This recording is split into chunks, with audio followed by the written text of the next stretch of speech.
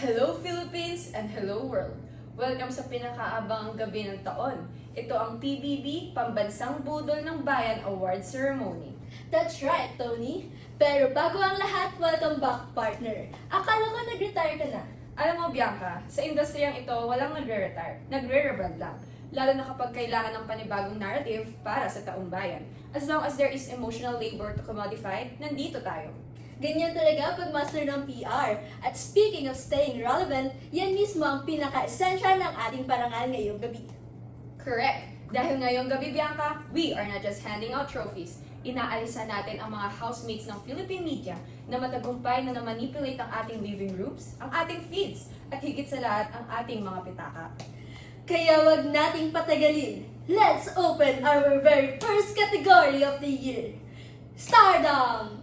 Alam mo, Tony, napag-aralan ko na yung sinabi ng theorist na si John Ellis. Sabi niya, para daw papasukin natin ang mga iniidolo nating bituin sa mga bahay natin araw-araw, kailangan nating maging ordinary. Tama ka, Bianca. Yan yung tinatawag nating paradox of the ordinary. Kailangan extraordinary ka para iduluhin ka nila. Pero at the same time, kailangan ordinary ka enough para maramdaman nilang mayroon kayong koneksyon sa isa't isa. Here are the nominees for the Nobel Prize in Applied Canal Science.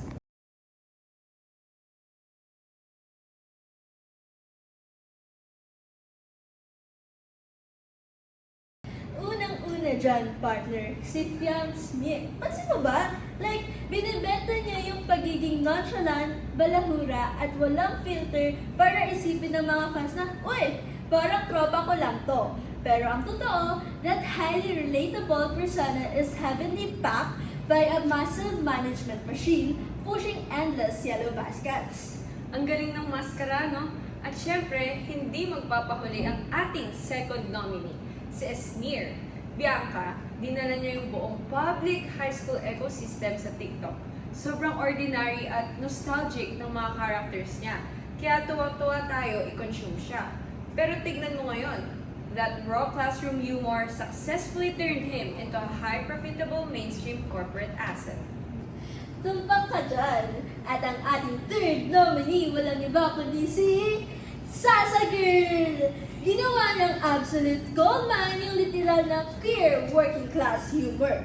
Sobrang benta ng pagiging baklang kanto niya. Pero look at the billboards now, Tony. She's flawlessly weaponized that marginalized canal aesthetic to secure top-tier corporate endorsements. Iba talaga ang galing ng Pinoy sa pag-monetize ng pagiging ordinaryo. Pero Bianca, tikit ang laban eh. Bakit nga ba may isang nangingibabaw at siyang itatanghal na big winner para sa award na ito? Yung ibang nominees kasi, partner, halatang nag-effort na mag-entertain. Pero yung panalo natin, ang puhunan niya ay ang magpakabunara at maging wapakas. Nanalo siya kasi naniwala yung buong Pilipinas na tropa lang natin siya. Pwedeng utusan bumili ng yelo sa kanto. And the winner for the Nobel Prize in Applied Canal Sciences is... Fiam Smith! Ano kaya yung naging X-factor ni Fiam para talunin niya si Sneer at si Sasa? Ganito yan, Bianca. Si Esnir at si Sasa Girl, alam ng taong bayan na creators at comedian sila. Si Esnir, nag-iisip ng script at umaarte bilang mga kaklase natin. Si Sasa, nagbubuhat ng punchline. May nakikita tayong effort at talent na binibenta. Oo nga no, may craft silang ginawa para sumikat. As if Fiam. Nakilala siya bilang walang ginagamit na script, walang skits, pumasok lang siya sa bahay ni Kuya, nagpakabalahura, kumain ng nakataas ang paa, at nag-irap. Ang binenta niya, hindi content, kundi yung raw na ugali ng mga tao. Ang naging magic trick niya ay yung absolute lack of effort. Naging extraordinary siya by doing absolutely nothing except being unapologetically ordinary. At yun ang pinakamahal na nabudol sa atin ng mga korporasyon na nag-i-endorse sa kanya ngayon. Punta tayo sa dark side ng modern capitalist stardom. Kasi yung internet ngayon, napansin mo ba? Hindi na yung produkto yung binebenta. True, ang tao na mismo ang produkto, Bianca.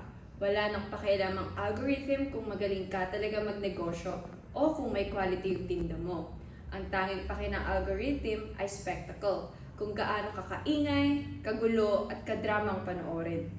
Kaya kilalanin na natin ang mga negosyanteng mas magaling magpa-viral kaysa mag-quality control. Let's meet the nominees for the CEO Cloud Executive Officer Award. Diyan si Diwata, partner. Pumipila sila, hindi lang dahil sa sabaw, kundi para rin makita sa personal si Diwata. At syempre, ang pambansang motivational speaker ng Kangkong, si George Mojica. Ginamit niya yung hustle mindset persona. Ang binibenta niya talaga is yung yabang at journey niya bilang one of the youngest billionaire in the Philippines.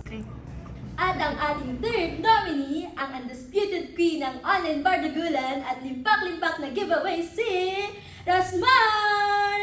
Alam mo, Bianca, perfect example siya ng the person is the product. Kasi kapag dumaan siya sa feed mo, hindi mo naman talaga tinitignan kung ano yung ingredients ng sabon niya. Diba? Ang pinapanood ng buong Pilipinas ay yung pag-iyak niya sa live, yung pakikipag-away niya sa ibang content creators, at yung pagpa-flex niya ng yaman na parang laging may patunay. With that being said, the winner for the CEO title is none other than Rosmar Sky! Pero Tony, tingin mo, bakit si Rosmar yung tinanghal na panalo rito? Paano niya natalo yung Kangkong ni Josh at yung Paris ni Diwata? Simple lang ang breakdown dyan, partner. Si Diwata at si Josh, kahit paano, may physical na pagkain ka pa rin mumuyain. May binibili ka talagang tangible product, pero kay Rosmar, secondary na lang yung mga product niya. Ang totoong negosyo ni Rosmar ay hindi skincare. Ito ay ang spectacle ng buhay niya. Nanalo siya kasi napatunayan niya na ang algorithm ay walang pake sa business degree or inventory. Ang pake ng algorithm ay kung gaano kakaingay mag-amok, gaano kakadramang umiyak habang nagbibilang ng pera sa live, at kung paano mo ginagawang capital ang sarili mong pagiging controversial. Medyo heavy yung susunod natin, Tony. Nabasa ko yung isinulat ni Patrick Flores sa The Star That Also Suffers. Sabi niya, si Nora Honor daw ang nag-set ng cultural blueprint noong tumayo siya sa EDSA Shrine. Na-blur yung linya ng cinematic suffering niya at yung totoong emotional pain niya sa totoong buhay. Napakagandang punto niyan, Kim. Kasi, i-fast forward natin ngayon, di ba? Ang personal trauma, heartbreak, at real-life pain, hindi na lang basta iniiyakan sa kwarto. Isa na siyang napakalaking PR weapon at capitalist asset. Iiyak ka pero dapat may sponsor? Correct. Kaya kilalanin natin ang mga nagmaster ng sining na ito. So let's meet the nominees for the Real to Real trophy. Unang-una dyan, si Meiko. Partner, bawat heartbreak, bawat away pamilya, at bawat personal na trahedya niya, napapanood ng buong Pilipinas sa HD. Ginawa niyang highly monetizable content ang sarili niyang luha. Nandyan din si Boy Abunda. Ginamit niya yung fast talk para i-extract yung pinakamasasakit at pinaka-controversial na trauma ng ibang artista para maging viral clips at ratings.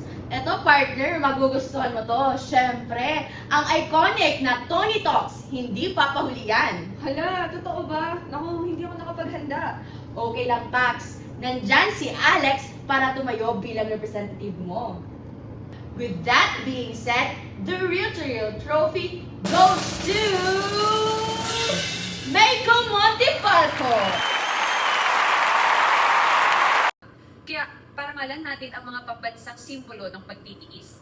Let's meet the nominees for the patron saint of the internet.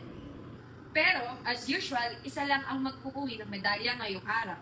At ito ay si Coco Martin! Susunod natin ang category, ang puhunan ay inggit.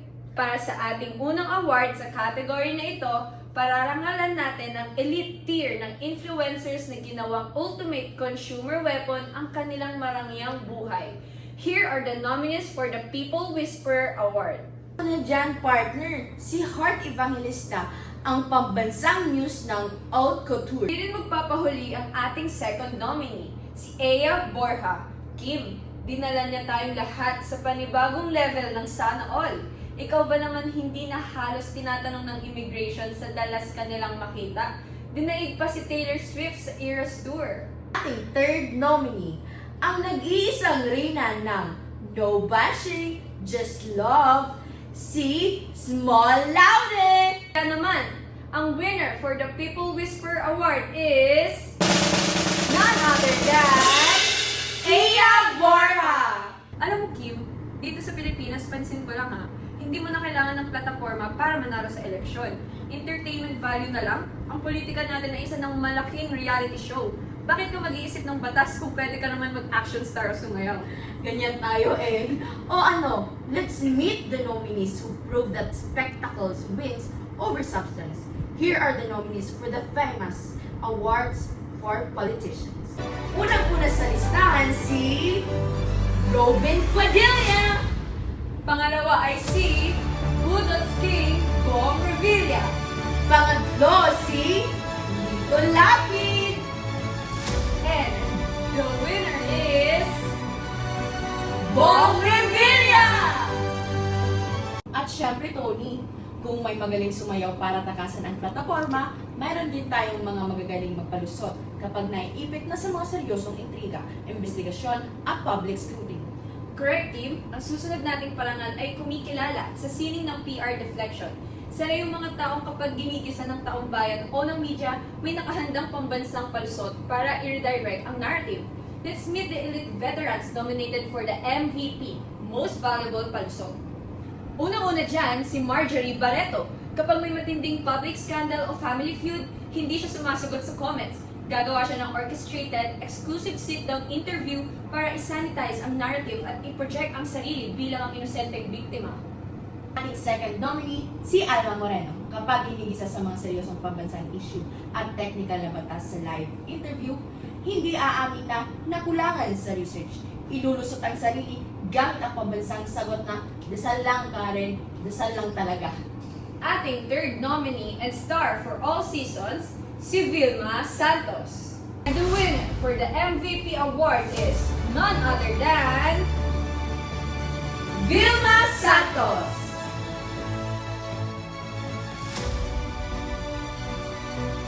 Unang-una dyan, ang Jamil at nag-pioneer ng extreme relationship commodification.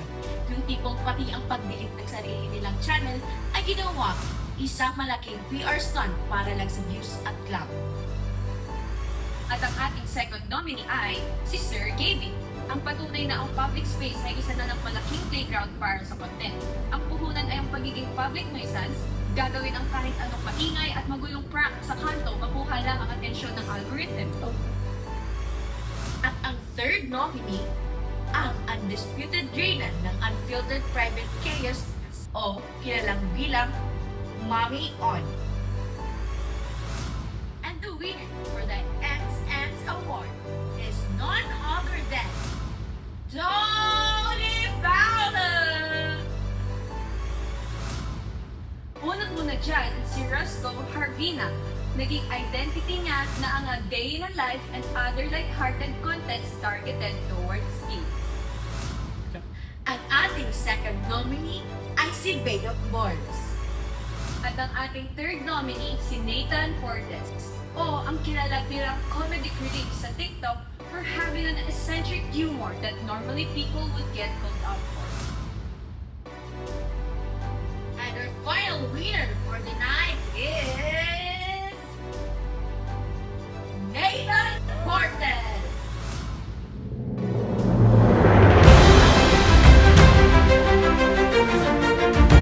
At dyan nagtatapos ang ating parangal. Nakita natin ngayong gabi kung paano ginagamit ang ordinariness, trauma, inggit at entertainment para kontrolin at i-monetize ang attention ng buong bayan. Ang tanong, Pilipinas, hanggang kailan tayo magpapabudol? Sa larong ito ng media at kapitalismo, tandaan, ang tunay na big winner ay ang mga korporasyon at ang laging evicted ay ang ating critical thinking.